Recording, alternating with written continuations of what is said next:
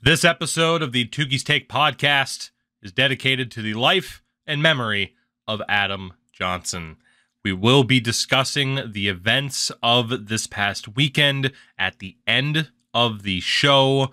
So whether or not you were wondering if we are going to talk about it or you just simply did not want to hear it discussed further, there is your warning. Rest in peace, Adam.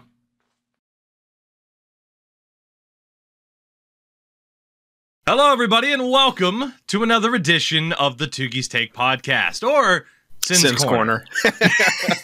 Depending on who you ask. Two of us are back. Two of the guys, two of the fellas, for what has hopefully become your favorite hockey podcast that is barely about hockey.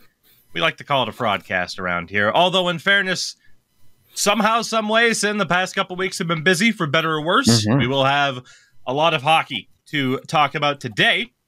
First and foremost, though, how you doing? I'm doing pretty good, man. You know, I've been enjoying. I played a little bit of Madden 06 the other day. I wanted to go back and experience that superstar mode again, and I was just honestly blown away by the soundtrack. Yeah, bangers, banger after banger after banger on that soundtrack. But yeah, I've been in a bit of a football kick, man. I was watching a bunch of like old Super Bowls. I was sending you clips of, yes, you were. of Madden saying weird shit out of context. But yeah, I just finished watching all of Brady's Super Bowl wins because I'm like, you know what? I missed that guy. I didn't appreciate him enough, especially in my younger years, because I hated him because he was, winning all the time. That's just what you do in sports. You hate people who win. But I'm at the point in my age now where I'm trying to embrace and love all the greatness within sports. Yeah. And so I went back and watched. Can we just talk about how fucking boring Patriots versus Rams Super Bowl was? Good God. I forced myself to watch the whole thing because I was just like, I gotta watch every single Brady Super Bowl win. And I was like, this isn't even a win. The lowest scoring Super Bowl of all time. Jared Goff. The most out of place motherfucker in the big game ever. Yeah. I mean, hey, the Rams would get theirs a couple years later, Super Bowl wise, but with Stafford at the helm. But yeah, that Super Bowl in particular, it's really weird to be like, yep, that was Brady's last hurrah as a Patriot, was a 13-3 win in the most defensive Super Bowl of all time. Like the most heartbreaking moment was the Rams missing that last field goal to make it a 7-point game with less than a minute left. And I'm like, yeah, that's like such an oh God. Just It's funny because I'm on the Wikipedia page for Super Bowl. I think it was 53. And there were records set in that game. First and foremost. Was that the Falcons one? 53 was the Rams one. Oh. The Patriots set the record in that game for the fewest points scored by the winning team in Super Bowl history. The Rams set the record for the most consecutive drives ending with a punt in Super Bowl history. Something like that. 8. You nailed it. Jesus. 8 in a row. Well, I just fucking watched it, so. Yeah. Fewest touchdowns in the first 3 quarters between both teams combined. 0 touchdowns in the first 45 minutes. Oh, the fewest touchdowns combined. Of course, there was only 1. I mean, even the halftime show was pretty bad, as I recall. Like, it was Maroon 5. I was kind of stoked for that, but they didn't really do it. Yeah. It's funny though that you Adam mentioned Levine, but yeesh. Yeah. God, it's funny that you just brought that up because it's like I knew you were going through the Super Bowls. At least when you were messaging me, it was the 2001, technically 2002 Super Bowl between the Patriots and the Rams. Yeah. And dude, John Madden was on one for that. The clips you were sending me. I love that man so much. I miss him to death, and especially going back and hearing just some of his just the way he goes off when given color. Oh, well, they call this fullback meat. And when you got all 250 pounds of meat coming at you, like, what the hell, bro? I feel like most people our age are just like, yeah, John Madden. They memed him in like Family Guy and stuff like that. But it's like, no, that was based in reality. They weren't just memeing someone for the sake of memeing it. John Madden provided the resources for those memes. Yeah, God, I could sit there and talk about obviously all the Patriots titles because I mean, and as you kind of mentioned, you were watching them. They're all up on YouTube at this point. Yeah, the amount of content. Because you essentially cord cutted entirely, right? Like even from most streaming services, you've just been watching stuff on YouTube, right? Pretty much. Like I was like, yeah, like because for a while I had pretty much all of them because I was using them, and then when my girlfriend was in town, I got some of them back so we could watch like The Office and other stuff like that. Then I just immediately canceled them because I'm just not really using them as much. And yeah, so really the only one I have right now is HBO Max because I get it through my phone provider. And everything else I've just canceled because, number one, they keep jacking up prices. There's no point for me to just have them there, just to use whenever. I'm not splitting my account with anyone anymore either. So the hell's the point? Yeah. We're at the point in the old almost like Tougies TV household again, where eventually it's going to circle back and people are just going to get TV again. But we're at the point where we'll watch something on Netflix for a while. And then we'll cancel Netflix, and then we'll watch a bunch of stuff on HBO, and then we'll cancel HBO. Yeah, and we just kind of rotate through. So. It's because they fucking the greedy ass dudes, man. They just keep jacking up prices, and I'm like, you guys are going to lead to the same reason why streaming caught on, and it's because TV was too expensive. People started pirating, and then streaming companies jumped in, like, all right, here's this cheap thing where you won't have to work as hard, and it's legal, and it's easier, risk free too. You won't get viruses. And then now they're literally becoming cable providers. Everyone has their own, and everyone's just raising prices. Yeah. Another question quickly before we talk about hockey. Madden 06. What version of Madden 06? PS2. Okay. Or that's the definitive one because that was a launch game for the 360. And the 360 version wasn't all that acclaimed at the time. Like there was a graphics step up, but yeah, there were some gameplay elements that were kind of off. For those first couple of years of Madden, people highly recommend, myself included, that you stick to like the PS2 version, the prior gen version of those games because they were significantly better. I mean, that was towards the tail end of that golden generation for Madden. I mean, like Madden 08 was kind of where it ends, but I have a lot of love for 06. 2 questions in regards to 06. One, your thoughts on the quarterback vision cone. I don't use it. I just leave it there. Fair. Like I just have it. Like I'm like, oh, that's the primary receiver. He's following him. I can pass somewhere else, and the defense won't catch on. That's basically all I use it for. That's fair. I don't know, but goddamn, dude, like, superstar mode. I spent. That was my second question. At least a half hour re-rolling my parents. Yes. And then, dude, I got the sickest one. I got my father is a Pro Bowl Hall of Fame running back, and my mom was like an Olympic sprinter. So I've got 95 break tackle, and I have like 95 speed, 90 plus acceleration and agility too. I started at an 87 overall. Still got drafted in the 3rd round, by the way. But then I got drafted by the fucking Eagles, so Westbrook's in front of me in the depth chart still. Bastard. For those who do not know, back in the day with that version of Superstar Mode, because Madden brought that back this year, I got to be honest, even though I was a huge fan of Superstar Mode, I haven't touched it on Madden 24. I don't even essentially, what you would do, you could create your player, and then, you would get random parent characteristics for both your mom and dad that would boost up certain attributes. So it's like your dad could have been an Olympic powerlifter, and your mom could be a superstar accountant. Yeah. So you'd get great strength, but also like great awareness, which would be great because awareness in Madden is always been kind of the general. You're good, so you have high awareness rating.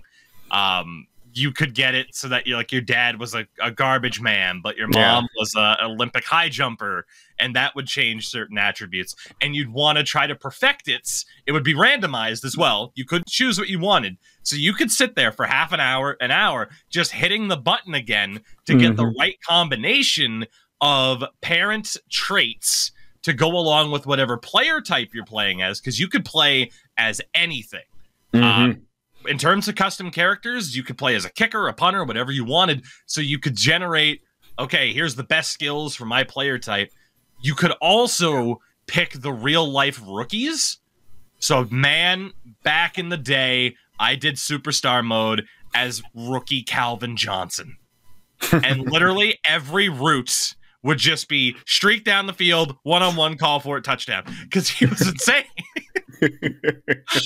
I have such fond memories of superstar mode.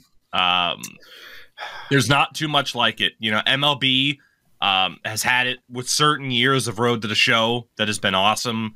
NHL, obviously, certain years of Be a Pro. There still isn't too much like it in regards to that feeling that you get from a really good Be a Pro superstar style mode. When it's at its best, it knocks most other gameplay experiences from a sports game just completely out of the water. Yeah, I completely agree. I remember playing it on Madden 06. I'm like, man, I want NHL to have something like this. And I can't remember when they finally introduced Be a Pro. It was either NHL 09 or 11. Was it 09? Wow, they're actually pretty quick on that. Only 3 years. They've really slowed down. Now it takes them fucking forever to get up to speed. That is why probably when I get 2K existed. Yeah. That is why I got to talk to, again, a current member of the EA NHL dev team who was there with the 2K team at the time. And it was the big combination punches of skill stick, EA SHL, and Be a Pro. Yeah. That trifecta is what murdered the 2K series. They didn't stand a chance once those came out. They just didn't have the resources to kind of keep up with the push and the support that the EA NHL team got at the time, which is not what they get nowadays. So there's NHL 24 for you. It's unfortunate because 2K's gameplay I'm going to say their gameplay was really good, comparable, I think. In like the 2K that we play all the time, I'd say it's comparable to what NHL was at the time. The thing that really separated it for me was their animations, and the AI. Yes, like the way that they cycle, the way. Oh man, it's better. It's like better than most of the time right now because there's only one tuner set, and they tune it for HUT. And so, because everyone bitched about the skill zone, you can't have good defensive AI now. Yeah, NHL 24 makes me sad, and I get asked about it on a nightly basis, and I gotta be honest, I'm playing NHL 15 Next Gen Edition right now. It's not good, but it does some things where you're like, oh my god, even NHL 15 does some things better than modern NHL. The primary example that I've found is when you are in the trade screen, there is a compare option between your assets that are on the table and the AI's assets that are on the table. When you look at a draft pick, it shows you the AI team's record, their record in their last 10. Oh, wow. It gives you information. When you look at players, it gives you all the information that you would want, age, potential, overall, player role. And you can also look at the best skills of each player, so their strengths and weaknesses that are defined. Cool. There are little gems in every game that we look back on fondly, even NHL 15. But I'm having more fun with that than I've had with 24, and that breaks my heart. Yeah. Oh, goodness. Well, with that, I hope you enjoyed our little trip down memory road in regards to some older games, which, hey, we're both big fans of course. But, again, we have a lot to talk about today, so we will get into it. First and foremost, as always, I have to mention that the show is brought to you by our lovely friends at Manscaped.com. I want to remind you that you can use the code Tougie, Tougie, for 20% off your order, and you get free shipping on top of that. An absolutely ridiculous deal, and again, perfect time to start thinking about the holiday season, and it's tough to top a gift from Manscaped, especially to the 5.0 packages are starting to roll out. The Performance Package 5.0 Ultra is now out, as well as the Perfect Package 5.0 Ultra. Everything that you need to be looking your best. Beach body season may be over, but even through the winter, you still have a chance to look your best with our friends at Manscaped.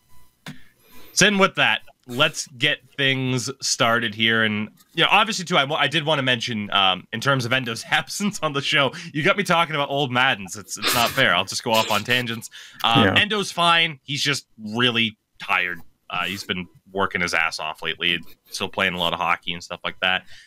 When we get to our final story of the day, he did add some stuff that he wanted me to bring up. So we'll technically hear from Endo on the show. But let's kick it off by hearing from one of our lovely viewers. We'll, of course, sprinkle in some viewer questions here on today's show. And our little warm-up question is, how soon is too soon to push the panic button in sports? It's very situational, Beth. Yeah, it's very situational, I think. Like if you're the Oilers, wait till McDavid. let's wait to see if McDavid can start going off. And if you still can't get saves and like you're still losing, then hit that panic button. If you're the Flames, now. Yeah, so we were going to use this to kind of serve as a segue to talking about the Heritage Classic. In a general sense, though, with hockey, the date that's always thrown out is American Thanksgiving, which is a little bit under a month away. At this stage, you get to be roughly 20 games or so into the season, quarter of the way there, essentially. It's a good chunk of time to say, okay, this is what we are, and are we what we want to be? In the context of the Flames and Oilers, especially, obviously, big talk of the NHL. We had the Heritage Classic last night, a 5-2 win for the Oilers, a game in which, hey, finally they got some scoring. Imagine that. I don't have too much to say in regards to the game, mainly because I wasn't able to catch all of it, so I don't feel like I have the full context of the game. It was a win that both teams desperately needed, though, at this stage, because while it might be too soon to hit the panic button, it's not too soon to recognize, okay, this isn't quite going the way we want this to go. From the Oilers' perspective, we talked about them on the last show, the lack of depth and all of the problems with that roster. Fortunately for them, Connor McDavid has the Wolverine John Cena healing ability where it's like, oh, he's going to be out for a week or two. 4 days. He ended up playing last night. It's still a situation with them where I feel like what we talked about last week is very much still relevant. The lack of depth, the construction of the roster, and are they going to be able to overcome that? Because still, I look at the fact that they're running 7 defensemen. We look at the bottom 5. There is 1 point on the board between Derek Ryan, Adam Ernie, Dylan Holloway, Ryan McLeod, and Connor Brown. 8 games into the season. Yeah.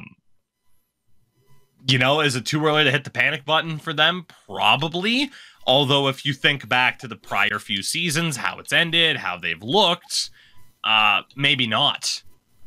But for the Calgary Flames, I saw stats in that kind of sums up their issues right now. You may recall that Sean Monahan was a longtime member of the Calgary Flames. I have a Sean Monahan jersey hanging up on the wall behind me right now, in fact. Sean Monahan was traded from the Calgary Flames to the Montreal Canadiens on August 18th of 2022 for future considerations. The Habs picked up Monahan and a conditional first-round pick, which they are guaranteed to get, to take Sean Monahan. Sean Monahan has more points this season than Jonathan Huberdeau and Nazem Kadri combined. I don't recall if that was posted before Kadri scored last night, but that really just kind of sums up the problem with the Flames is they're getting depth scoring. Like they have some points on the board. Their goaltending hasn't been good. Their defense hasn't been good. Yeah. And the players know it. Hell yeah. And one in particular seems to know it quite well is Zadorov in an interview. First off, said he wanted to apologize to the fans and said that they're playing like shit. And he also, I don't know if it was the same one, but he also called out essentially the Flames team and their efforts of late. Like he's like, and that's huge, man. Like when you start getting guys like saying that, like, you know, we're not good enough, we need to do more, like, you know, people aren't necessarily buying in, that's bad. Like that's really bad. And if I'm management, like I am shaking in my boots that a player's out there saying that. And you'll probably want to try to pull them aside and be like, all right, yeah, easy, like you know, we know everyone's frustrated, but easy. But that's the thing with some of those European players, man. They don't mince They don't words, care. dude. And on the one hand, it's like, yeah, I'm sure as a fan, you love to hear that. You're like, hell yeah, good, yes. Like, yeah, you're playing like shit. At least acknowledge it. But what I really think about is like, you know, what's happened recently to the Flames, and like, you know, it's last season, the whole narrative of how obviously Daryl Sutter outlived his usefulness. He, you know. It was too rough on everyone, and that's why the vibes were bad and all this other stuff. But like, now what? Who's left the blame? It's getting into that kind of Leafs conversation, right? Where like you get rid of Babcock. Okay, you guys got what you wanted. Now do the thing, and they don't do the thing, and it's very, very similar to that. And it's like, so what's the excuse now, Flames? Jonathan Huberdeau, you $10.5 million man, not, you know, Nazem Kadri making what, 7? I want to say is currently making $7 million for 5 more years after this. Yeah, I was gonna say at least 5 or 6 more years. Yeah, so so clearly vibes are bad, or whatever the hell is going on there. And it wasn't just because of Sutter. Like who? Right. I don't know, man. Like people need a slap in the face. I don't know. You don't have the excuse anymore, like you mentioned, of, oh, it's the coach, because they have a new coach in Ryan Huska. Yep. Oh, well, it's the GM. Well, you have a new GM now in the form of Craig Conroy. And obviously Conroy has not been there for long, but I think the takeaway you can have at this stage for the Flames is that the construction of this roster just isn't it. Yeah. Like, if it's going this poorly already with a new coach at the helm, they didn't have too much roster turnover based off of last season that I can recall, at least. Yeah, no. It just screams that the construction of this team isn't right. It's not necessarily the coach that's the fault for the locker room not gelling, I guess. Like, it's early, but they are closer to that panic button than I'd say a lot of teams are. And you look at assets that they have to trade away. You have Elias Lindholm at 28 years old on the final year of his deal, making just under $5 million. You're not going to get a gigantic return for this guy at this stage, I would say. Yep. You know, he is a former point per game player. He had 64 points in the prior season, but where is your leverage? They have no leverage at this stage to say, okay, you're trying to get rid of Lindholm because he's on an expiring deal. We're not going to give you as much. Yeah. What are you going to do? You're going to lose him then. Because if you're trying to trade him, it's clear, like, okay, it's not like, oh, he's our guy, we have to keep him. You have no leverage at that stage. Dylan Dubé is an RFA at the end of the season. So is Adam Ruzicka. And then for forwards, AJ Greer, who scored in the Heritage Classic. Way to go, AJ. They still have Mangiapane, and man, he really disappeared after looking like he was going to break out that one year. Yeah, he so 2 years ago, 55 points, 35 goals in a full season. Last year, 43 points. And now this year has 6 and 9, which is the same stat line as he's not doing too bad then, actually. I just don't hear his name as much. Like, I guess the hype with the Flames, you know, they're not like they're probably pretty down in the dumps. So that's my bad for not doing my homework on that. It's maybe not the same upward trajectory though, right? Like, you get the 55 points, you think, okay, you're getting paid over $5 million now. Here comes the big breakout. That big breakout still has to happen. Yeah. The biggest issue for the Flames is their defense. Mackenzie Weegar, who just signed an 8-year extension at 6.25, and Rasmus Andersson, who is currently suspended, has 2 years after this at 4.55. Those are the only 2 defenders on their roster signed beyond this season. Hanifin, Tanev, Zadorov, Osterley, Dennis Gilbert, even Oliver Shillington, who is still out on LTIR. All of those dudes' contracts are up at the end of the season. They're in such a horrible position because they've just signed long-term deals, and it seems like what the thing they need is a rebuild again. Mm-hmm. That sucks. This is an awful, awful position for them to be in because you just signed 2 unmovable contracts. Plain and simple. Anytime someone signs long-term, it becomes unmovable. And it's not because like teams won't want those guys. It's just that teams are committing to their other cores.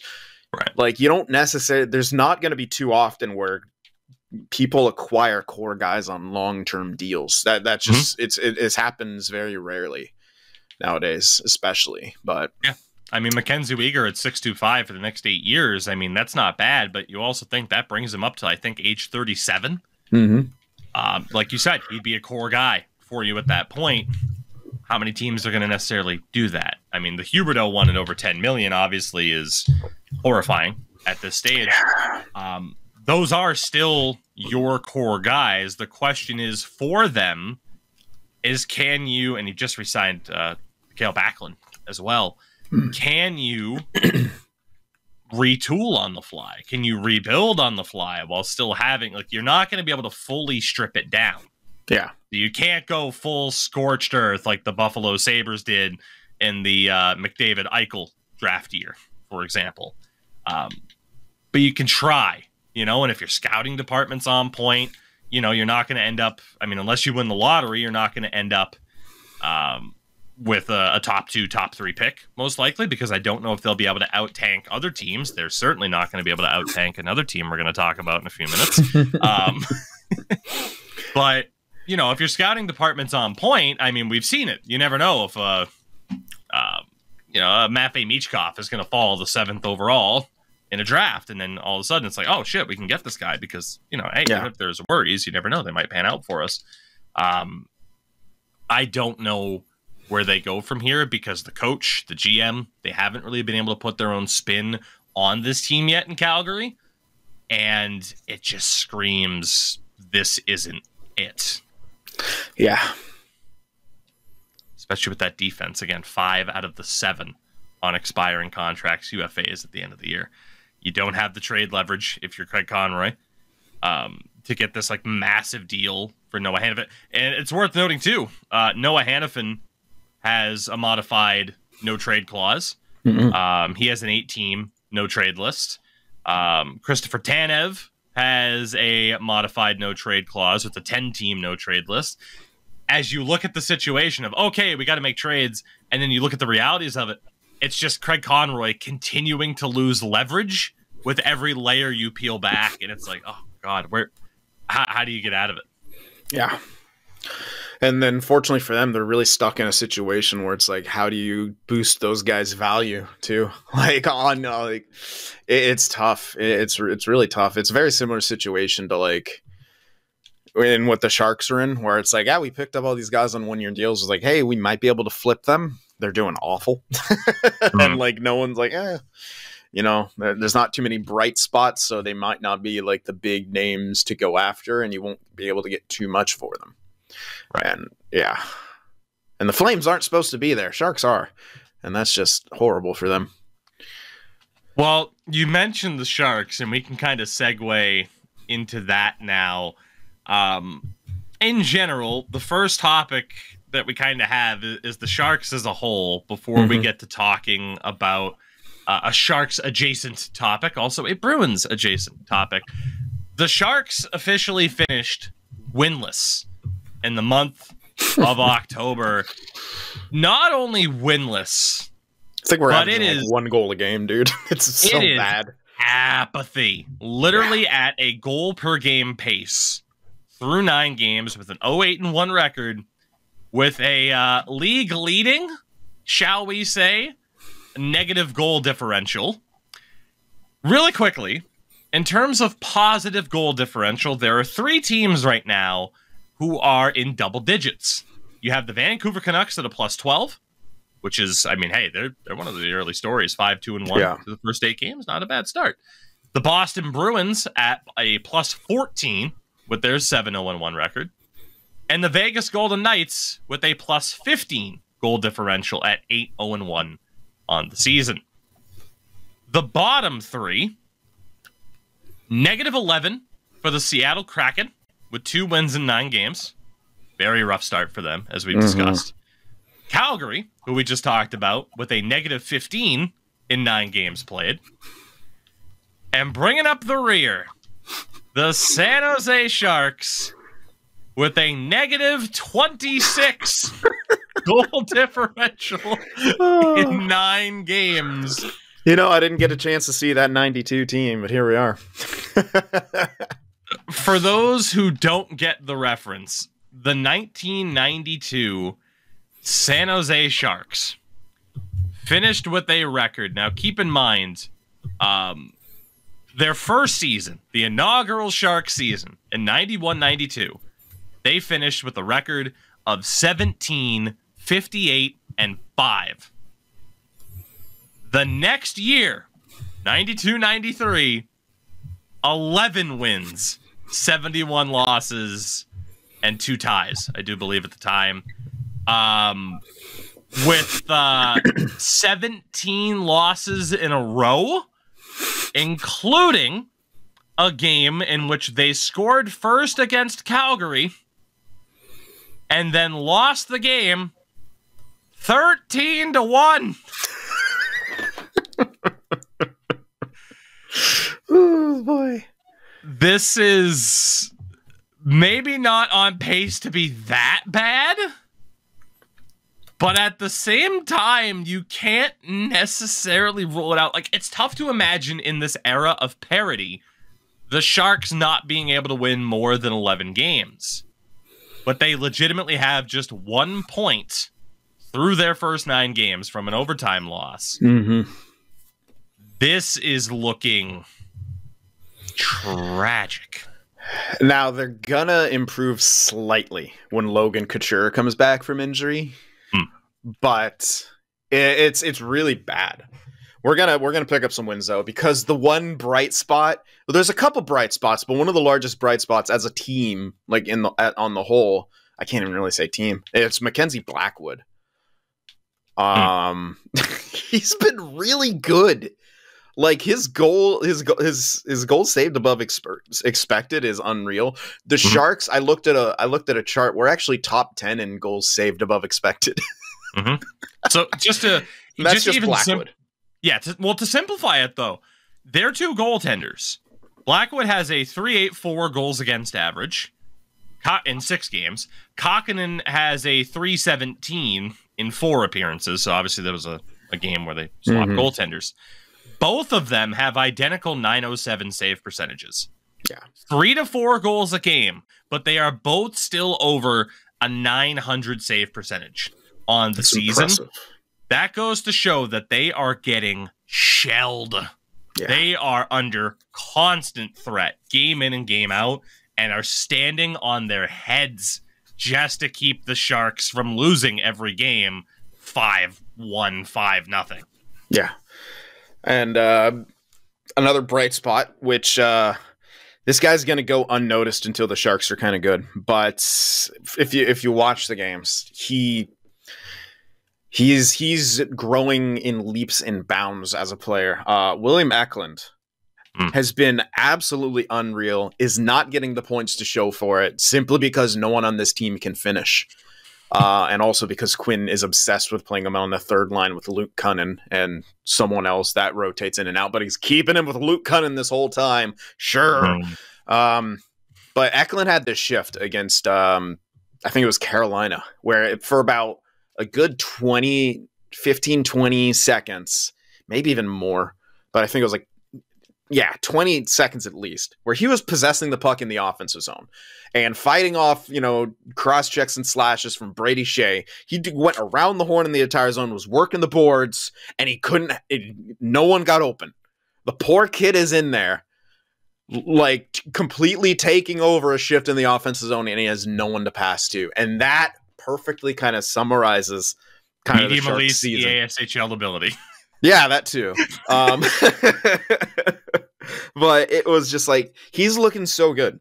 And he had another brilliant pass in the game against Washington, where he gets it down low at the net corner, sends it like a blind pass, like between his legs, that goes right to Luke Cunnin in the slot, who's unable to bury it.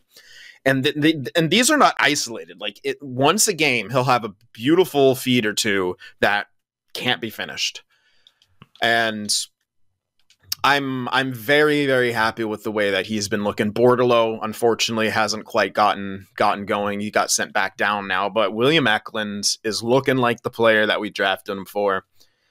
The points will come, but it's going to be really painful this year. And I don't understand why Quinn is not giving him a shot on the first line. He's gotten 0 time playing with Hertl this entire season.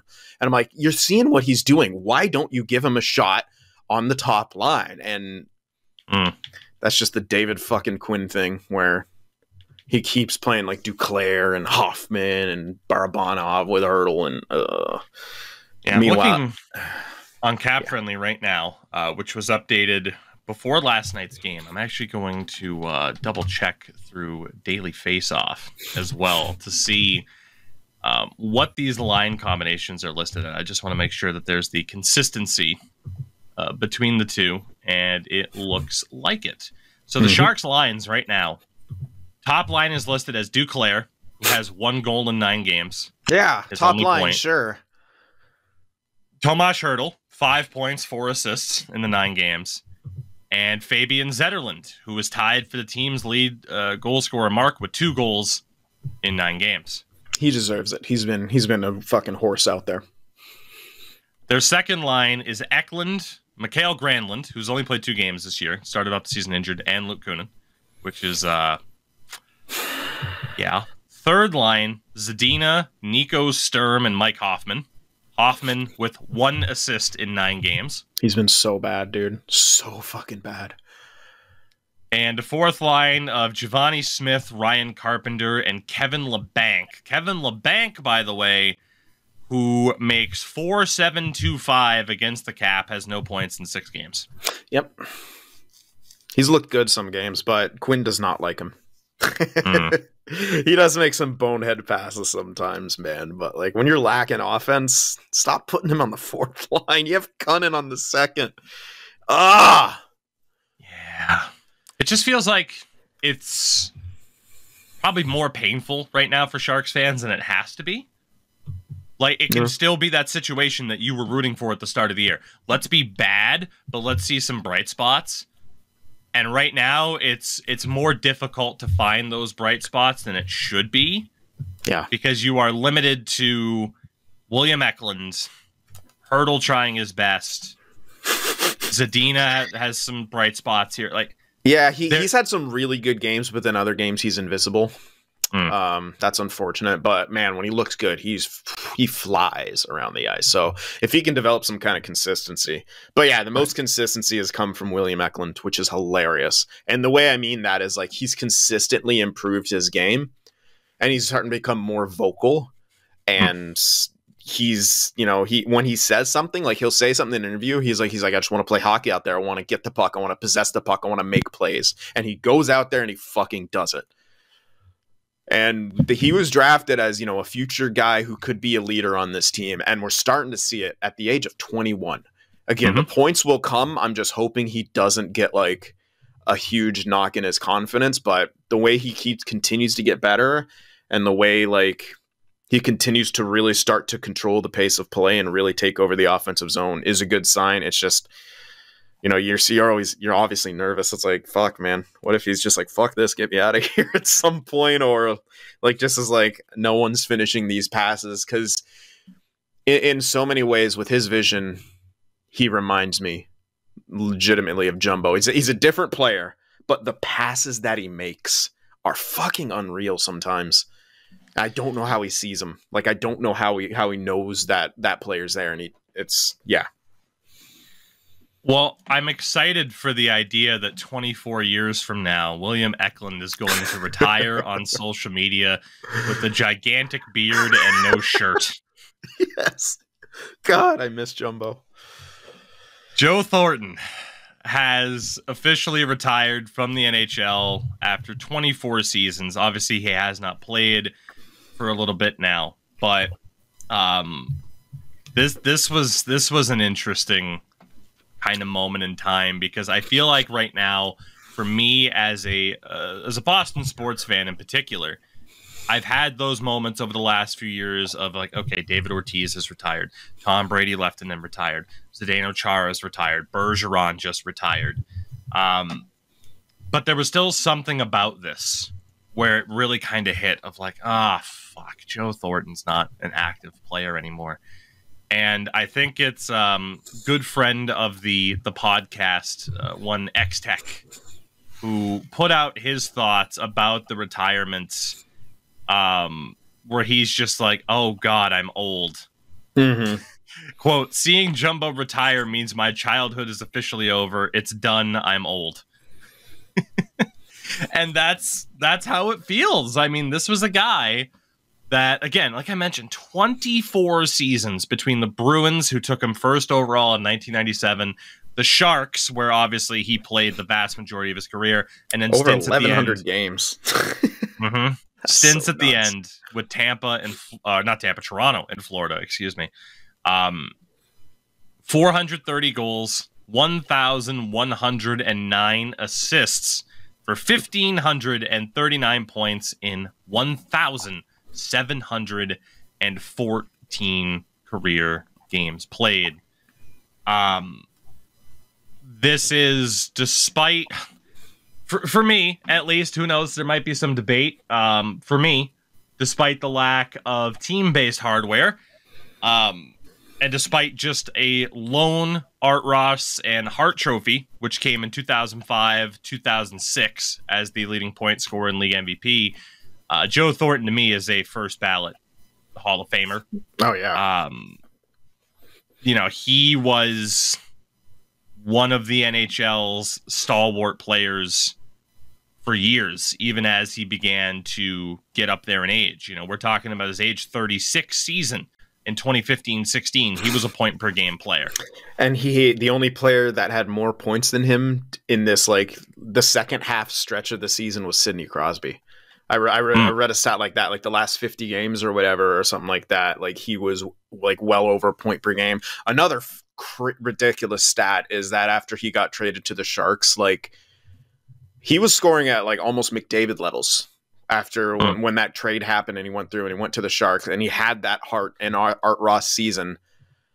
I mean, he had, what was it, 90 something assists that year, or was that just with when he got traded to the Sharks? I can't remember, but it was absurd. 2 seasons with 90 assists or more. Yeah, like the man was absurd. And yeah, and I remember that like renaissance of Joe Thornton when he just went absolutely nuts down the stretch, and it's so sad like that he doesn't have a cup. Just in general, I was hoping when he started chasing it, I'm like, just please win, man. You deserve it. It's not going to be with us, obviously. But yeah, I mean, there's the chance. The 2016, unfortunately, you ran into pretty much a team that wasn't going to be beat that year. And they proved it by winning back-to-back the next year against Nashville, too. The 2019 run into the conference finals, where it seemed like for once calls were going our way, we were getting favorable reviews, and I'm like, wait a second, is the world coming together? And then, because for the first time in a long time, everyone hated the Sharks because we were getting calls and reviews our way. That was the 5-minute major, the offsides review against Colorado, and then the fucking hand pass against St. Louis, which ended up being the death knell, because then St. Louis came out and headshotted everyone on the team. Knocked out Hurdle. Hurdle got injured. They fucked up our defensive core. And so that was after that hand pass, St. Louis didn't lose against us. So, but yeah, I mean, it's just so many close calls.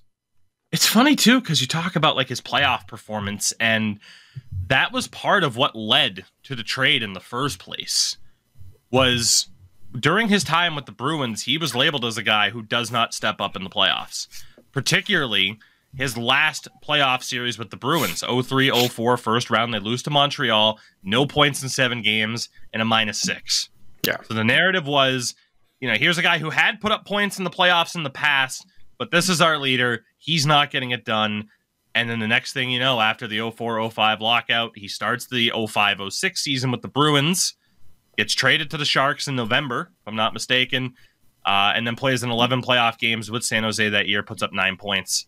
And then all of a sudden you can look at his playoff history, and he does very, very well. Like, as a Shark, 144 career playoff games with 115 points. That is pretty goddamn solid. And in his career in general, 134 points in 187 playoff games. Like, I don't think, like, he's not the most prolific playoff scorer of all time. You got to remember when he started and what era we were playing through too. Like, yeah. Yes, scoring went up after the 05 lockout, but it wasn't close to the point we're at now. Right. Like, it went up for a few years, and then it kind of came back down for a while. Remember the season Jamie Benn was the highest point scorer with like just barely point per game or whatever? Like, what year is that? I feel like that was the mid-teens. It was. I'm looking it up really quickly because I want to make sure we get that right. But that is the most infamous one for the Art Ross Trophy. Is and just to elaborate here on this, right? Let's talk about this.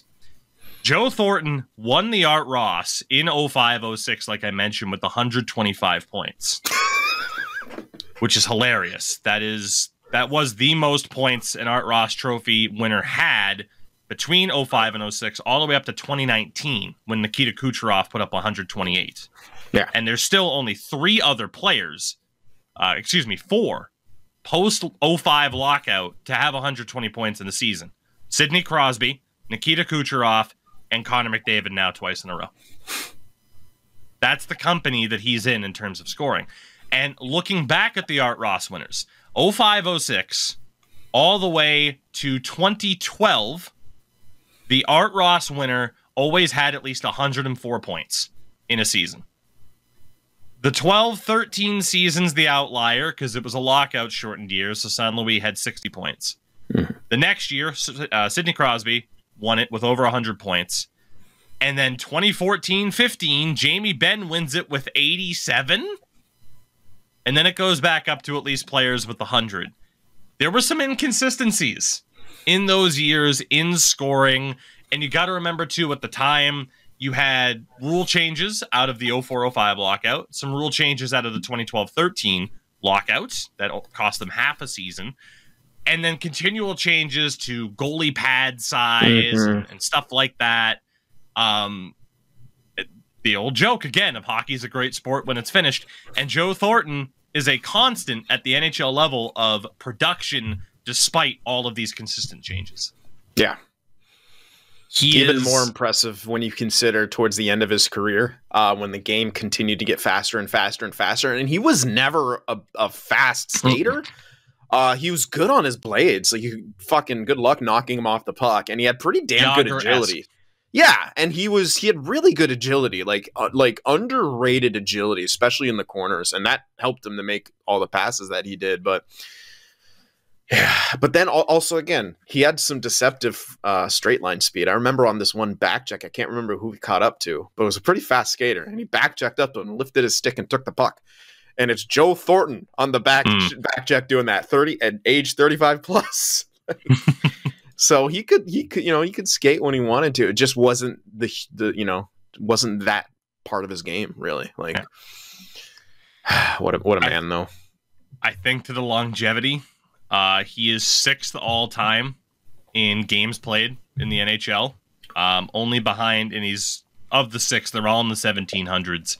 He's only behind Ron Francis, Jaromir Jagr, Mark Messier, Gordie Howe, and Patrick Marleau, who of course is the all-time leader in games played. One of the very few, of course, to have played 24 seasons or more.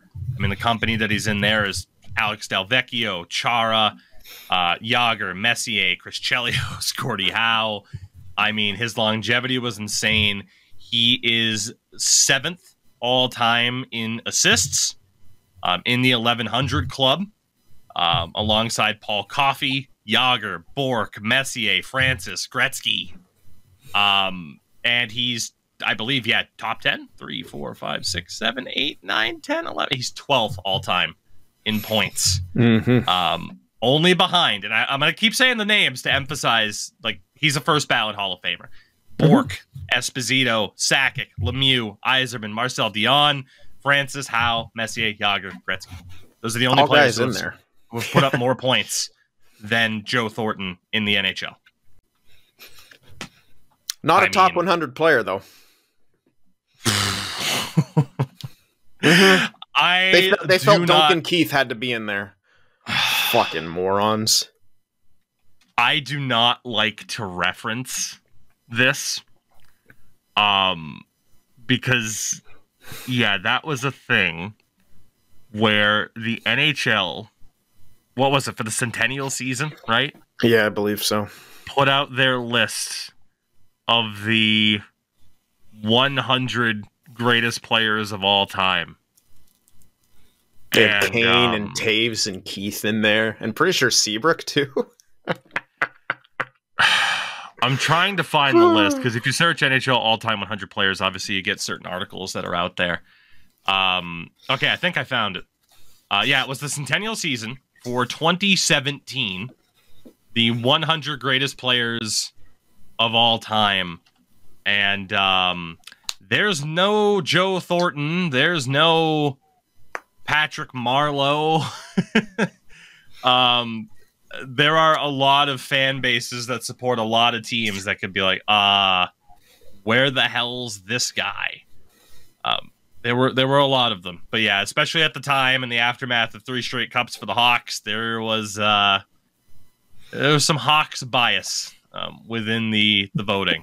That's crazy. Sure. That's Hawks bias from the NHL? No way. Huh. Yeah. It's funny, though, that Eric Lindros made the list. Because you'd think the biggest takeaway I loved Eric Lindros, by the way. He's one of my favorite players of all time. He never won a cup.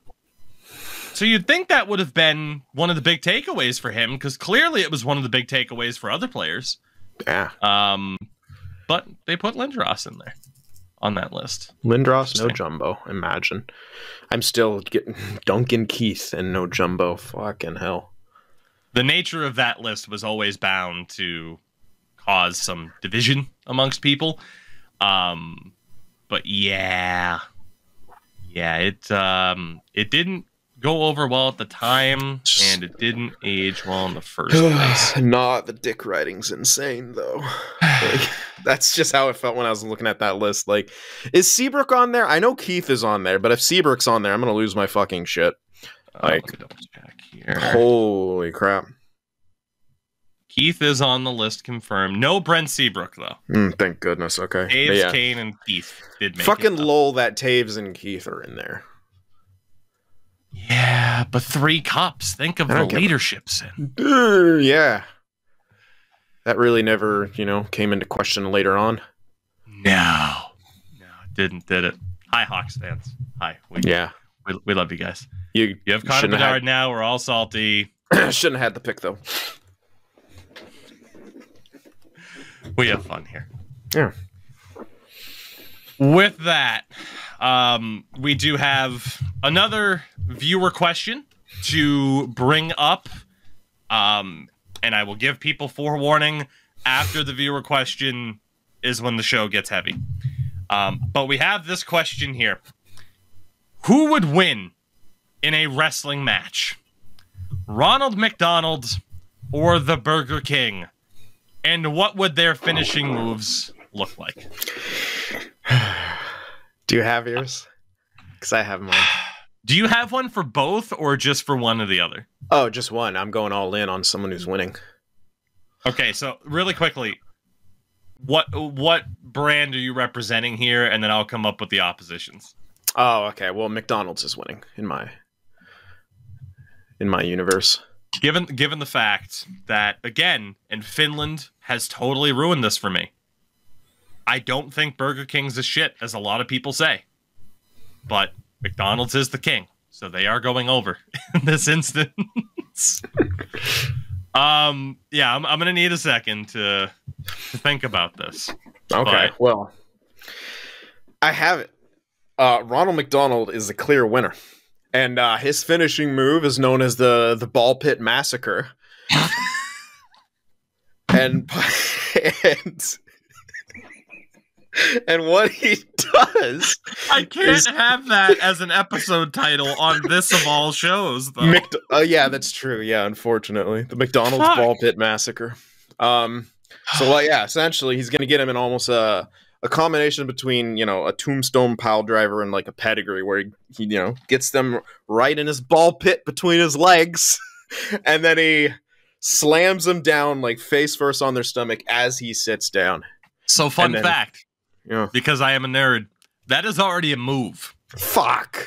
It is. Well, I didn't know that, so it doesn't count. I know. It's okay, though.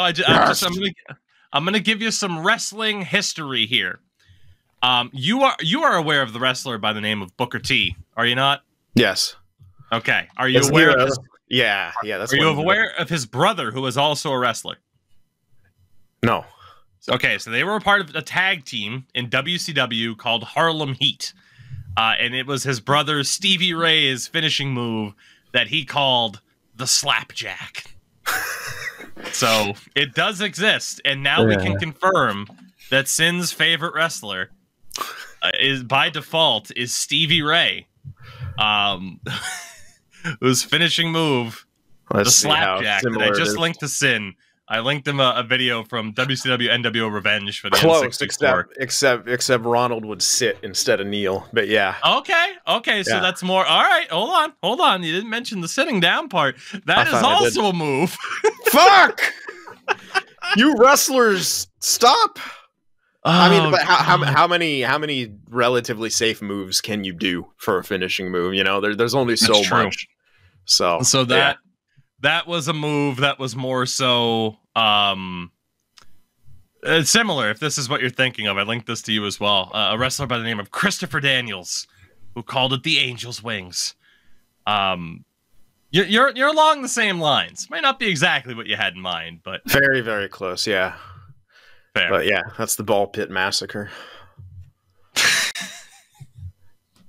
God. So I have options, right, for the Burger King.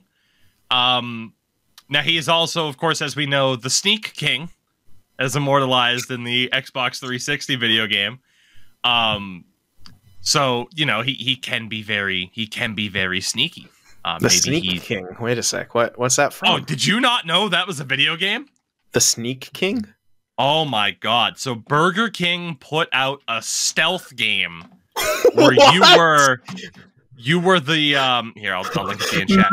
They put out a stealth-based video game in 2006. Do you remember like the Burger King mascot, the guy in the crown? Yeah. Yeah, and the target of this game was you take control of the king, who was tasked with sneaking around while delivering 4 different types of Burger King meals to hungry people. Oh, did he? So he didn't assassinate people or anything, did he? He didn't assassinate people. He fed them delicious BK. Oh my God, I love stealth games. This is one of those games where, like, if you show it to someone 20 years later, they're gonna think like it's not a real game. Like it's gonna be the topic of possible Mandela effects. I can't wait for that. Like that's insane. What the hell? The Sneak King. That's amazing. Please continue. I want to know his finishing move. Well, I mean, if you were to base it off of the Sneak King, it's like you have to do something sneaky, like he, you know, like low blows his opponent before rolling them up. But that's not quite a finisher. I'm trying to avoid the obvious of something Whopper related, right? Because you didn't go with like, oh, it's the Big Mac, and he hits a splash off the top rope. So I was looking at the Burger King menu, which is always a fun time. Yeah. And it's gonna make me hungry. Yeah, no shit, right? There are 2 things that stand out. One is a burger called the Double Mushroom Swiss, which I just think is a really good basis. It's a really good burger too. Fuck.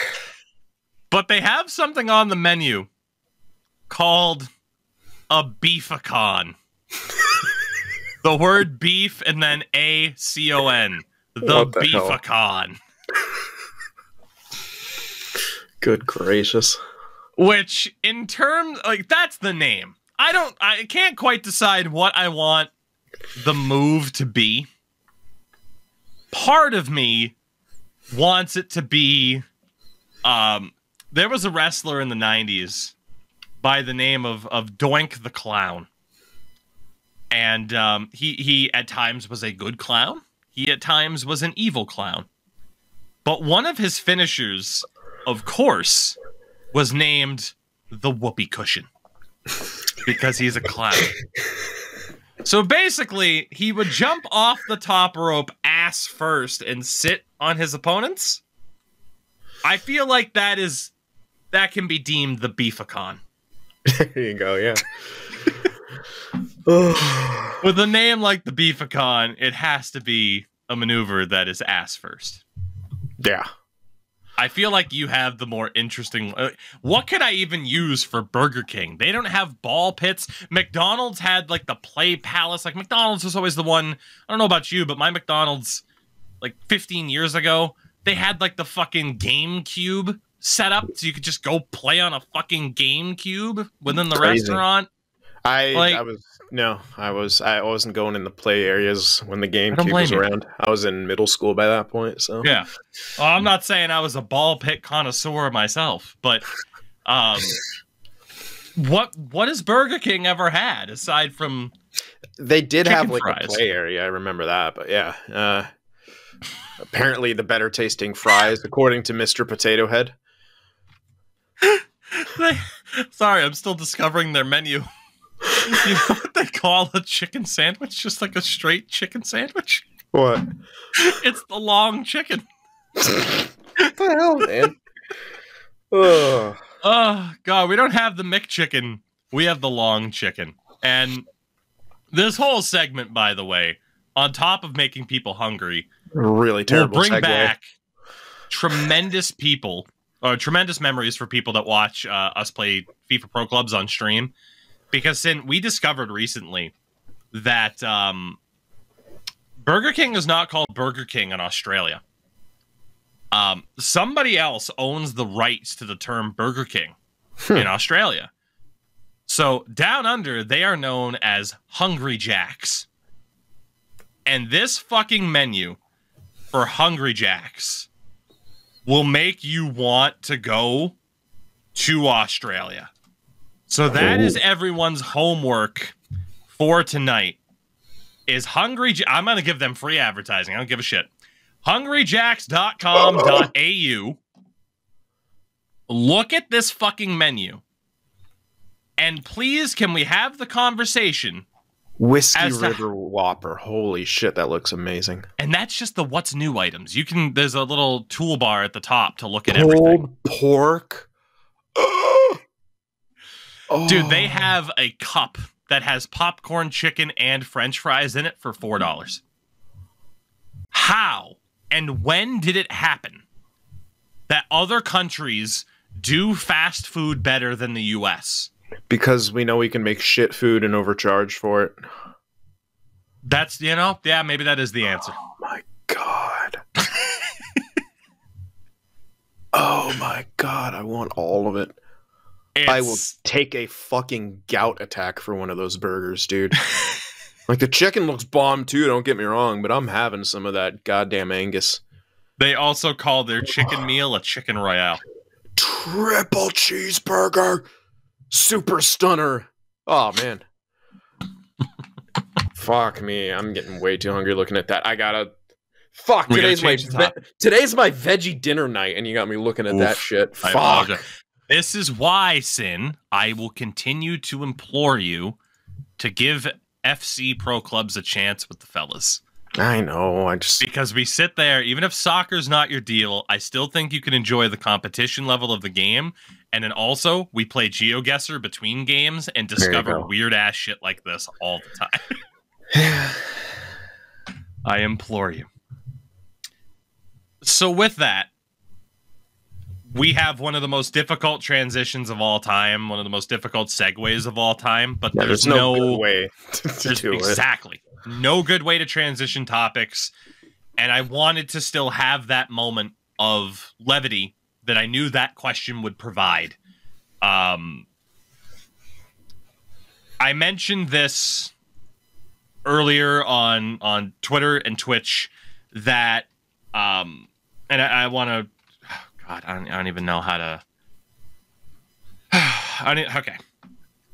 I don't even know how to bring this up, essentially, because it is the biggest story in hockey right now, but it is a conversation that we have to have. We do try to keep this show light and fun, like podcasts should be, because at the end of the day, it's a group of friends. In this instance, with Endo missing the show, it's two friends sitting around having fun talking about hockey. But the biggest story in hockey right now is the passing of Adam Johnson at 29 years old. And there's a lot of different ways this conversation could go. I'm tempted, Sin, to just be like, I'm going to rant and interrupt me whenever. All I want to say is to the fucking people still sharing that video, fuck you. Like, I'm so glad I haven't watched it, or I haven't even come across it, but a lot of people have, and the fuck, man? Like, what? Yeah. So unfortunately, I don't want to say the negative side because there's a lot of negative to this. Yeah. Unfortunately, this incident is very much out there in video form. You know, it was a game that was being broadcasted. There were fans in the stands. I haven't seen, thank God, any clips from people in the crowd that recorded shit on their phone, although there are written testimonials, essentially, as to what went down after the video clip that is going around happened to cut out. For people who essentially do not know, I'm sure you do at this point, you're listening to a hockey podcast, but Adam Johnson is a former NHLer who was playing in the UK that was involved in an incident where one of his teammates and a player on the opposite team, who I am not going to name because there are fucking psychopaths out there on social media who are trying to make this into, oh, he murdered him. A conspiracy. God, dude. As if there have never been any incidents in which after contact, a skate has come up. I do not buy into this theory. Well, he kicked his leg into the air to stop Johnson's momentum, who was cutting across the ice at the time. Do not give validity to these people. Do your best to ignore these people. I don't even feel well enough to...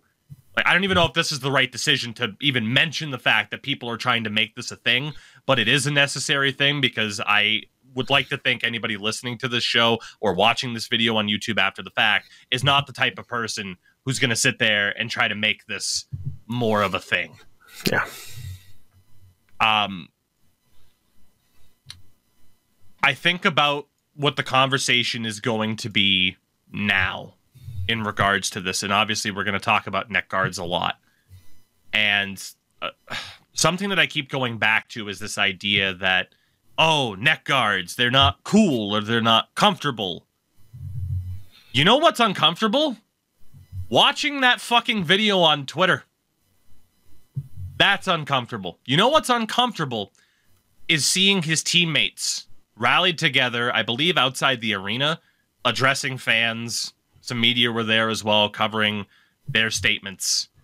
What's uncomfortable is seeing friends and former teammates of him on Twitter talk about what a fucking loss this is to them in their personal lives.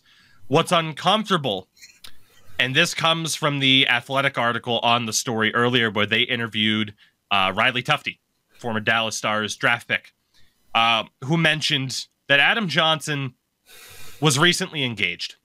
And then he and his girlfriend were living over in the UK while he was playing hockey. and that he leaves behind both of his parents, an older brother, and a lot of family. That is fucking uncomfortable. The conversation surrounding proper protection and equipment needs to change. And it's not because Adam Johnson made a mistake.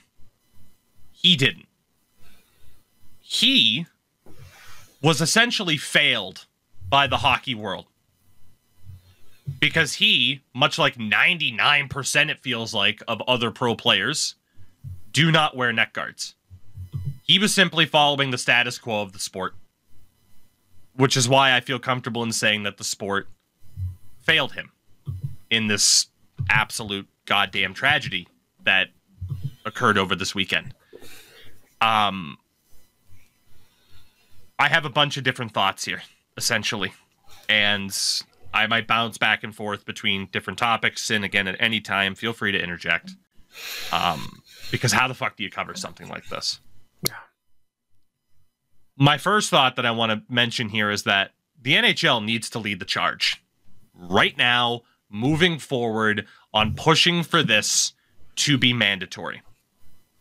It is currently mandated for youth leagues in Canada, but USA Hockey does not have this as a mandated requirement for players. It is worth noting that the EIHA, the English Ice Hockey Association, is now making neck guards mandatory for all players on ice activities starting December 31st. The only reason it is not 100% mandated right now is they are concerned about equipment shortages. So they're saying right now, if you have one, we heavily advise you wear it. And after the end of this year, it is mandatory. You will be wearing a neck guard in our league. The NHL needs to lead the charge on this. If you mandate, because I can't help but think about this. At 29 years old, you're going to have, or older, even younger, you're going to have people push back against, again, oh, it's uncomfortable, it's not breathable. It's already instilled in players of that age. It's already instilled in players who are 19 years old, playing in college hockey and junior right now. But I think about the next generation, the 9-year-old kids that are learning to play hockey right now, that are going to be draft eligible 9 years from now. Those are the kids, that is the generation where it's, if you want to play in the NHL, you have to wear a neck guard because it's mandatory in that league.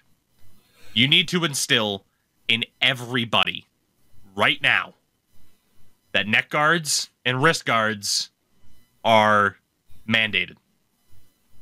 Because similar to, and the thing that I can continue to equate this to, because I had this conversation with my fiance, we had a car trip yesterday, and it's like, okay, what are we going to talk about to fill up time? And I told her about this incident. And we had the conversation in regards to cars.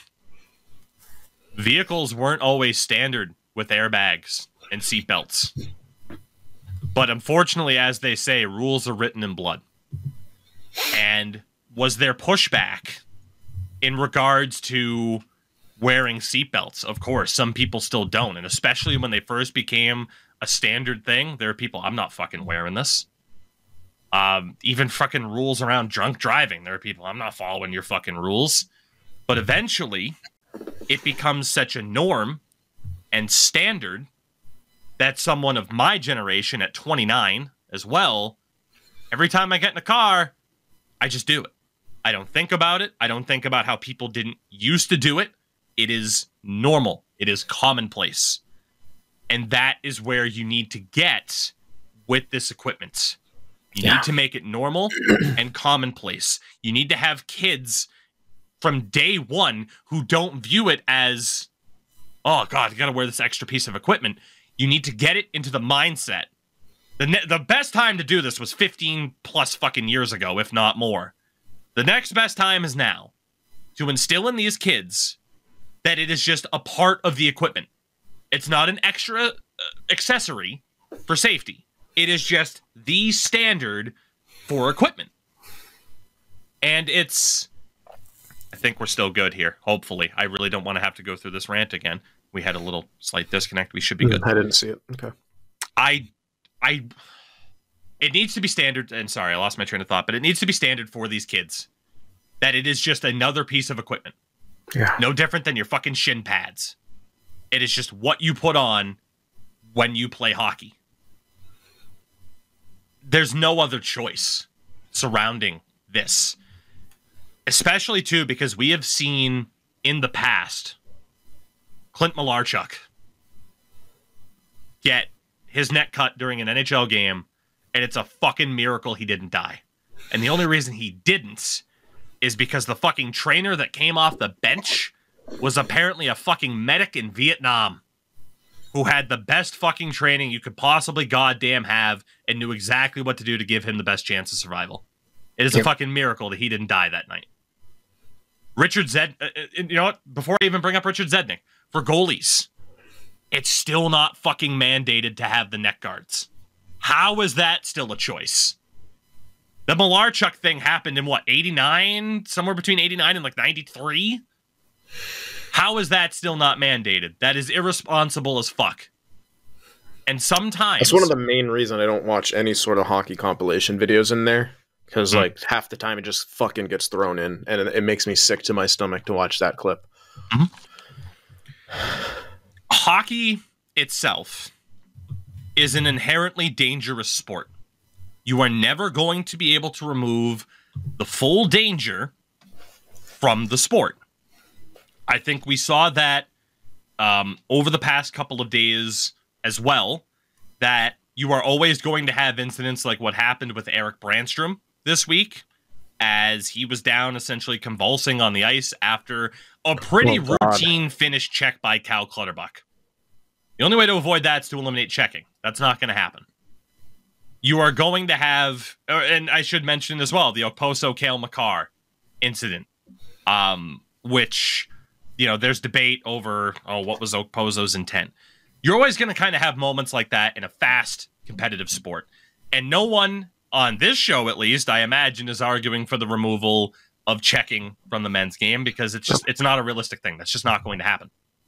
It is always going to be an inherently dangerous sport, but you need to learn from these incidents and evolve with these incidents to stop them from happening again. Neck guards for goalies not becoming commonplace after the Malarchuk incident is absurd. Neck guards for players not becoming commonplace after the Richard Zednick incident is fucking absurd. Wrist guards not becoming commonplace after Evander Kane had his wrist sliced last season is fucking absurd. So again, I reiterate that Adam Johnson was failed by the hockey world because in a grand scheme, people just didn't learn. They just kind of said, well, it sucks it happened to him, but it hasn't happened to me. And you never fucking know when it can happen to you. It was this past week that Jakub Lauko on the Bruins almost lost a fucking eye. If you look at the picture he posted on social media, it is between the fucking... It's basically the corner of his nose and the where your fucking eyebrow connects and ends, right? Think about it. That is an inch away from probably losing his goddamn eye. And you can say, oh, well, visors are now mandated for players. And yes, they are, because the NHL learned. Although you still have some players that you're like, well, your grandfather, then you don't have to wear one. And I'm sorry, at this point, I view that as irresponsible as fuck. Yeah. I'm not going to name the players because the lists are out there. I'm not calling any one of them out individually. But for that group of players where you're not required to wear a face mask because you're grandfathered in, you're being irresponsible as fuck at this point. Honestly, you're setting a bad fucking example for people that are watching the game at this stage. I genuinely think those players, and there's one on the Boston Bruins, you need to set a better fucking example at this stage. Wear the fucking visor. It's not a full cage at this point. It fucking should be by the way. It's not a full cage. It's just a basic-ass fucking visor. Put the goddamn thing on. At the same time, I'm just genuinely surprised at people who are parents. If you're not requiring, especially if you fucking play hockey yourself, and you're not requiring people to, and Sin, I'll let you go. I'm just going to keep fucking going. I don't want to lose my train of thought. You're good. I don't understand the people as well that let their kids play hockey and they themselves don't kind of show that care. Lead by example. Teach by example, essentially. I can't imagine being a parent and just being like, yeah, no, my kid doesn't need to wear a neck guard. My kid doesn't need to wear wrist guards. There needs to be a new level, a new standard. And as I mentioned, in regards to the equipment and the idea that, oh, it's not comfortable, it's not breathable, even though you have essentially the Under Armour shirts that just go up. Even if they're still not the most comfortable, as the demand grows for them to be commonplace in the game, they are going to get more comfortable because more emphasis will be on this being a required piece, so more attention and time will go into making these as light, cool, and comfortable as possible because everyone needs one now, instead of it just being a thing that's by choice. More resources will go into the equipment taking that next step up. And you know, again, I mentioned freaking other injuries and goalies with neck guards. Fucking Malcolm Subban took a puck to his fucking larynx and fractured it when he was in junior. There's so many different examples, and it's that idea of needing to learn from the past and essentially not failing Adam Johnson and his family at this point. This has to be the line in the sand of, we should have made those changes a long time ago and we didn't.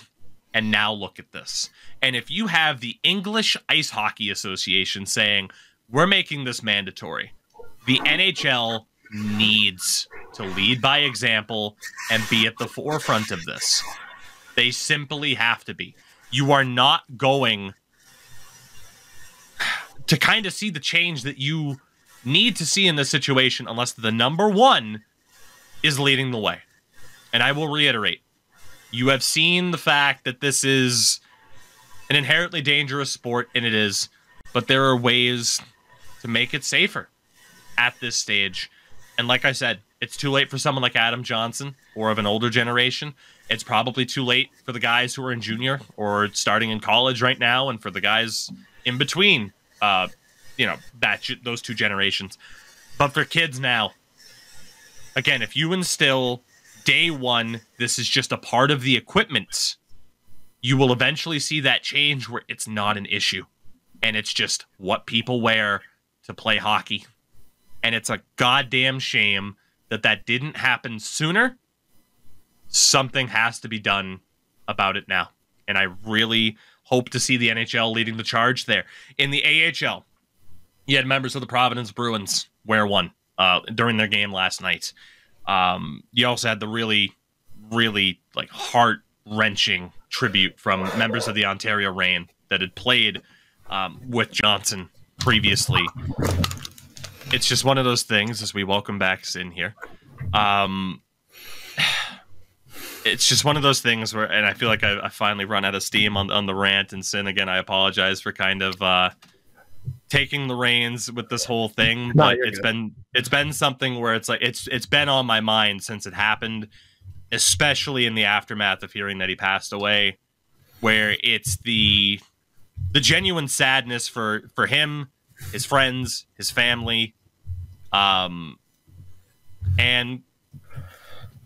frustration that it's even a thing. Because, and again, it's you. In no way can anyone blame Adam Johnson. Like, oh, we should have been wearing a neck guard. Fucking hardly anybody does, and that's the problem.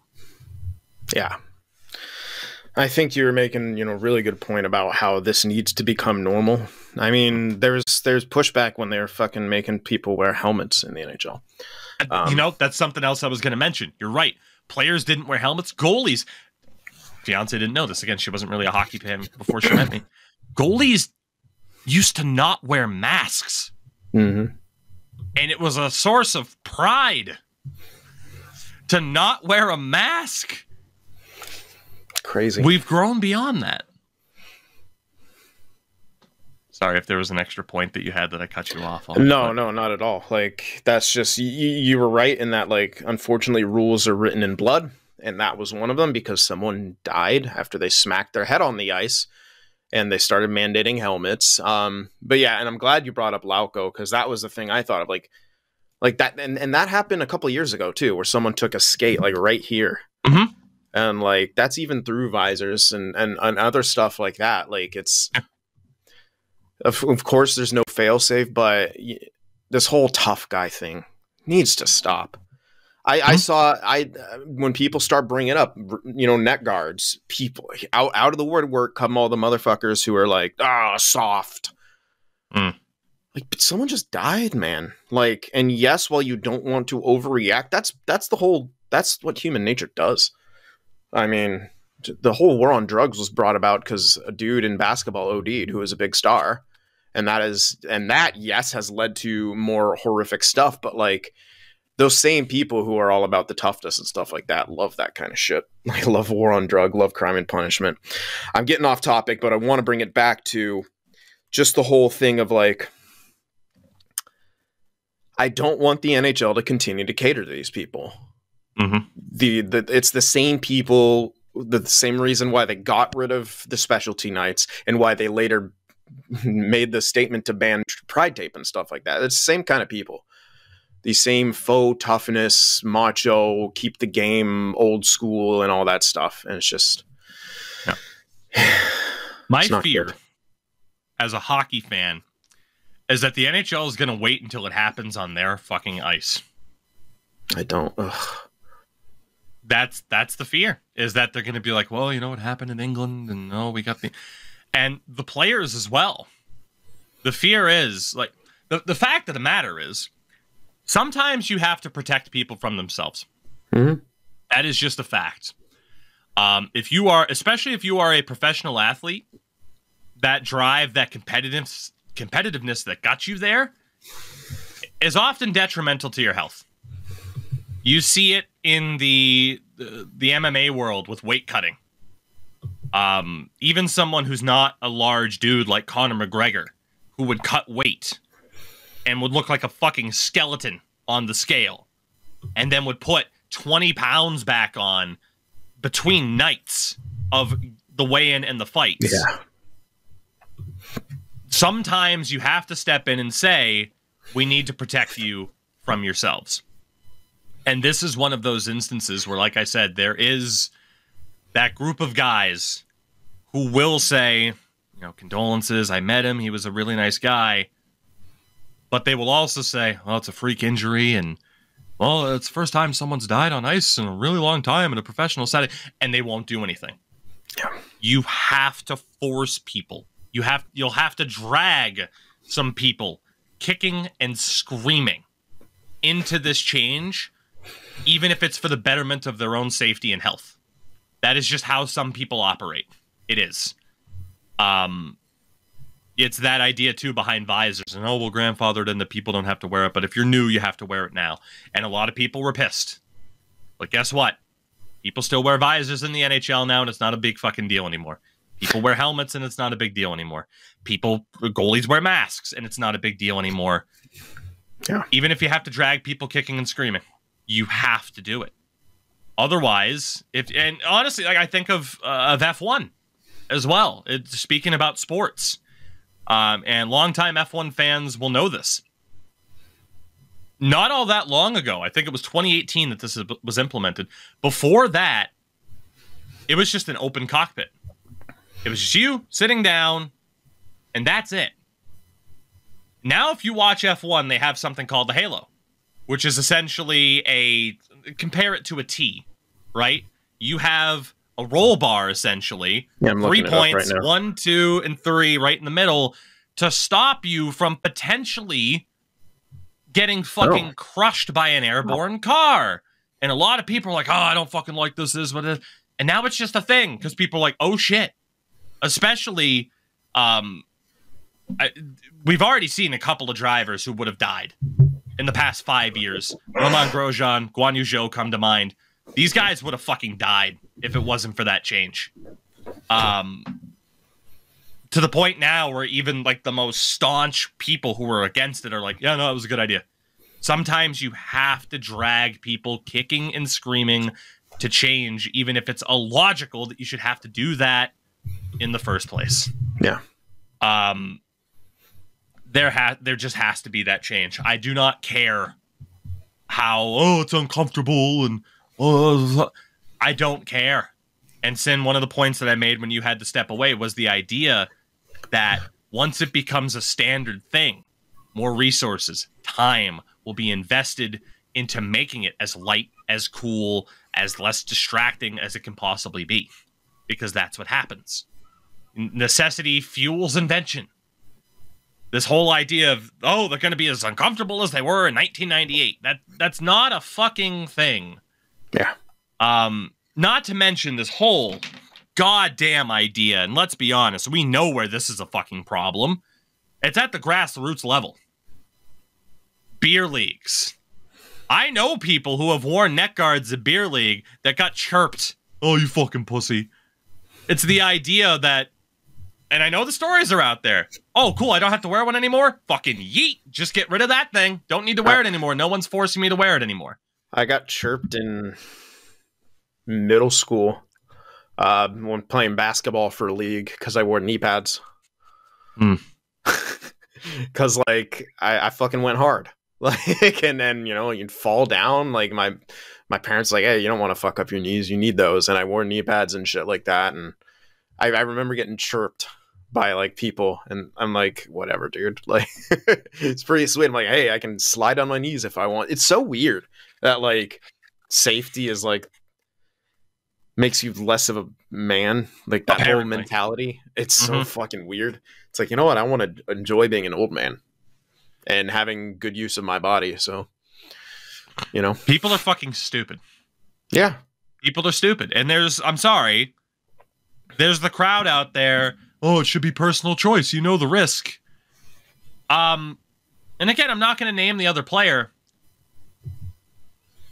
It wasn't his choice, but he is, again, the guy whose skate blade hit Adam Johnson is forever affected by this. So even if your argument is, oh, well, Adam Johnson chose, the other guy fucking didn't. And he's going to be affected by this for the rest of his fucking life. As being a non-star in the NHL, whenever this guy's name is mentioned, this will be the first fucking thing that is brought up, is that he was the other guy involved in this incident. Yeah. He did not fucking choose that. But you will have that situation still pop up if it is a player's choice to not wear one, because you know the risks. Like, at the end of the day, if I go to the fucking grocery store after we're done recording this, and I get in my car, and I get in an accident, I'm wearing my belt, the other driver isn't, but that guy dies and I don't, I'm still going to be affected by that because I was still involved in something that fucking killed somebody. Yeah, the people who act like you should not feel any empathy or anything if something like that happens, if someone else was, quote, like doing something wrong. Fuck me, man. Like, that really worries me about us as society, and not so much as a species, but us as a fucking society. Because like some people have just learned to not be empathetic or haven't been taught how to be empathetic, and I don't know if that number's growing. It's just we're hearing from those type of people more and more and more, and it really makes you feel. It's almost like in a situation of like where you're being gaslit by someone. It almost makes you feel like you're the crazy one. Like, why do I always feel absolutely awful when bad things happen? It's like, well, you should. You really should, because you're able to draw the comparisons, and doesn't even have to be to your life. Like, that is a life. That is a human. They thought like you. They lived a life like you. Like, obviously not a direct comparison to how you live, but it is you, essentially. Every single human being, essentially, when you strip everything away, is the same fucking thing as what you are. And I shared my sympathies, and I haven't talked about this on the podcast because what the fuck can I even say? I shared my sympathies last week with those who were involved in the Lewiston shooting here in my home state. And because I dared mention that it was my home state, I had some fucking Neanderthals on social media. Oh, way to make it about you. And the point of mentioning that it happened in my state was to say that, number one, and I'll mention this too, a lot of people know this from Twitch, when they found the shooter dead, he was less than a mile away from one of my groomsmen's houses. So yeah, this situation hit pretty fucking close. But it was one of those things where it's like, oh, how dare I send sympathy to people? Oh, how dare I be empathetic? And it's one of those things where, you know, my comments on that situation were essentially like, hey, we're lacking common sense here, and another fucking tragedy happens. The hockey world, we're lacking common sense here in making changes to protect people. And I hope to God that Adam Johnson's the last fucking one, because he shouldn't have been on the list in the first place. You have to protect people from themselves on occasion. Obviously, I am not equating playing a sport to what the fuck happened in Lewiston, Maine, but you get the point in that there's this fucking attitude that some people have. Oh, it's not going to happen to me. It's not going to happen here. And then shit does, and all of a sudden they change their tune. yeah. But until then, they have no problem chirping people over the fucking equipment that they wear. I've talked to Deke, good friend Deke Slayer, who's been on this show a couple times. Starts playing hockey at an older age than most people. Wears face protection. He's gotten chirped over it. Oh yeah, what an irresponsible guy, just wanting to play hockey somewhat recreationally, that has a daughter at home, that doesn't want to fucking lose an eye or, you know, suffer a serious injury. What a fucking nerd. I wanted to mention this as well, because again, there's so many different branching aspects to this. And some people could maybe say, oh, hypothetical situations. You know that they're not, in terms of how we're mentioning how people talk and discuss this shit. We wish they were hypothetical. You know they're not. Yeah. I mentioned Endo chiming in on this. And obviously, as people who listen to the show routinely know or watch this show know, he plays goalie on a essentially nightly fucking basis around the GTA, the Greater Toronto Area. He had this thing to add in regards to injuries. When Erik Karlsson had his Achilles tendon sliced, the NHL mandated additional padding and protection for that area off of one incident. He also mentions in regards to the equipment, newer advancements in technology have allowed Kevlar to be less intrusive and bulky even on base layers. Like, there's already been that step up. There will now be this continued step up in terms of this equipment being a more viable option, a less intrusive option, and it's now up to individual leagues. But again, I will continue to put the onus on the NHL, because the NHL is the goal at the end of the day. It doesn't matter if there's incident like NASCAR introducing the Hans device after Dale Earnhardt passed away. If you do not see the changes at the biggest level, at the target for people who get involved in the first place, you will not see changes elsewhere.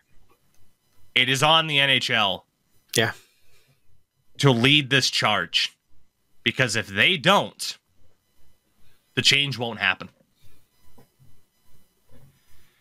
I feel like we've mentioned everything that we can in regards to this subject. You know, I am going to kind of put this out as its own clip on the YouTube side of things. I would have mentioned at the start of the podcast that this is not monetized. I want to reiterate that for this, you know, like the podcast itself, I have no choice essentially, but for this side clip, not monetized. We're not looking to freaking make a cent off of what is an absolute tragedy. And yeah, if it makes me an empathetic bitch to feel bummed out that friends and family of Adam Johnson have suffered a massive loss, then so be it. I just really, really hope that he is the last at this stage, because you hate to say it, but it shouldn't have happened.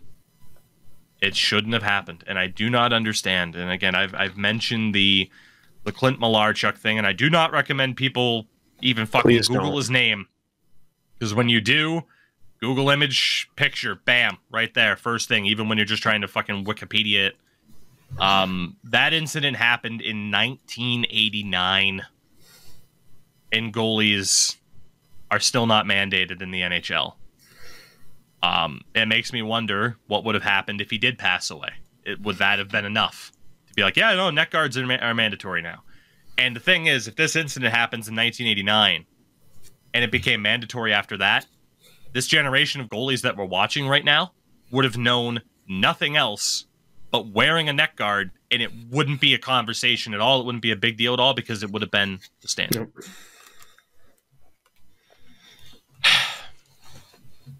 With that, everybody, we will look to wind things down for this show. So I don't know if we had any other kind of topics we wanted to cover or discuss for our little overtime segment. I don't think we do. I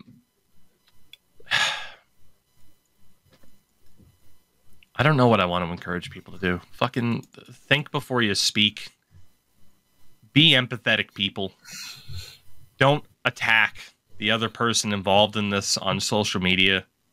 Go for a fucking walk, if that's even a thought.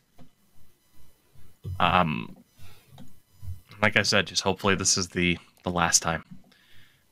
While he is not here, I still want to, of course, implore people to follow the one and the only Endurance M, ENDO RANCEM on Twitter, and of course on Twitch. He is still streaming quite often, doing some Be a Pro stuff.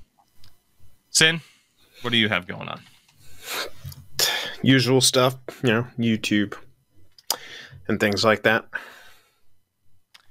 You can find me everywhere at Tougie24, of course. We will be back later this week.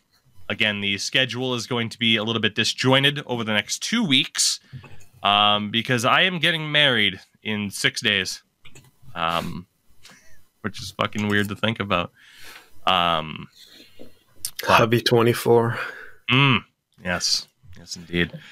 Yeah, just all I can do to wrap up this show is just encourage people to be good people, and don't be afraid to take the extra bit of goddamn precaution when you're doing something that is inherently dangerous. It does not matter if people are gonna fucking haze you for it. It's literally better to be safe. We're not encouraging people to live in a bubble, but it's just certain risks you don't have to take.